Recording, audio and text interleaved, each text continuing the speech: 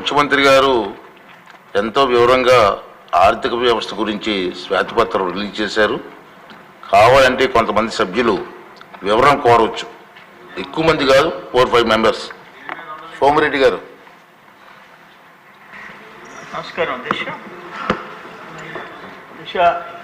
నాయకులు చంద్రబాబు నాయుడు గారు చాలా వివరంగా మనం ఉండే ఆర్థిక పరిస్థితులు గురించి చెప్పుకుంటూ వచ్చారు. Between 14 and 19 and 19 and 24. అయితే మా నాయకులు తపన ఈ రాష్ట్రాన్ని ఎట్ట మళ్ళీ గాడిలో పెట్టాలా, ఏ విధంగా జనాన్ని ఆర్థిక ఇబ్బందులోంచి, ఈరోజు పరిస్థితి అదేశ ఆత్మహత్యల్లో, రైతుల ఆత్మహత్యల్లో 3rd ప్లేస్ అంటే మహారాష్ట్ర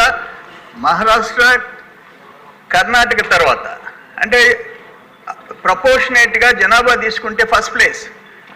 కౌలు రైతులు 2nd ప్లేస్ అంటే తమిళనాడు తర్వాత, అంటే జనాభా ప్రాతిపదికన తీసుకుంటే 1st ప్లేస్.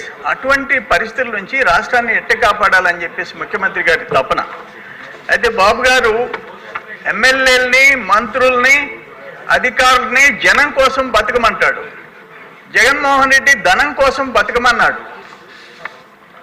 బాబు గారు పర్ క్యాపిటల్ ఇన్కమ్ గురించి చెప్పారు. ఆయనకి ఎమ్మెల్యే పర్ క్యాపిటల్ ఇన్కమ్ ఎంత పెంచాలా, ఎంపీలది ఎంత పెంచాలా, మంత్రులది ఎంత పెంచాలా, తనది ఎంత పెంచుకోవాలా, అది తప్ప ప్రజల పర్ క్యాపిటల్ ఇన్కమ్ గురించి జగన్మోహన్ రెడ్డి ఆలోచించలే.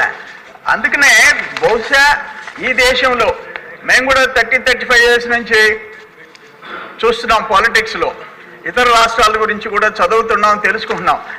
అందుకనే ఇక్కడ అవినీతి మీద హార్వర్డ్ యూనివర్సిటీ స్పెషల్ క్లాస్ నడిపి జగన్ దోపిడీ మోడల్ గురించి పాఠాలు చెప్పుకునే పరిస్థితి ఆంధ్రప్రదేశ్లో వచ్చిందంటే, అన్నపూర్ణ లాంటి ఆంధ్రప్రదేశ్ జగన్మోహన్ రెడ్డి వల్ల దోపిడీ రాష్ట్రంగా గుర్తింపు వచ్చిందంటే దురదృష్టం అది.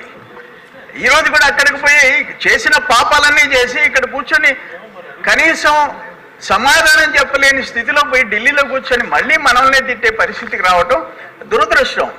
అందుకని అన్ని రంగాల్లో నాదొక్క సలహా, సబ్మిషన్ ముఖ్యమంత్రి గారికి, ఇప్పుడు స్టేట్లో కూడా ఎమ్మెల్యేస్లో, ఎంపీస్లో, కొంతమంది మినిస్టర్స్లో ఒక్కొక్క రంగంలో ఎక్స్పర్టైజ్ ఉండేవాళ్ళు ఉన్నారు. ఇండస్ట్రీస్ దాంట్లో కానీ, మైనింగ్ దాంట్లో కానీ, వ్యవసాయం రంగంలో కానీ, ఎన్ఆర్ఐస్ కానీ, వీళ్ళందరినీ ఒక కమిటీగా వేసి కొంతమంది అఫీషియల్స్ని కూడా వేసి షేర్ చేసుకుంటే ఈ రాష్ట్ర భవిష్యత్తు గురించి కొన్ని సూచనలైనా, మంచి సూచనలైనా వచ్చే అవకాశం ఉంటుందేమో అని చెప్పేసి ఆలోచించాలని చెప్పేసి నా సబ్మిషన్ అధ్యక్ష. నమస్కారం.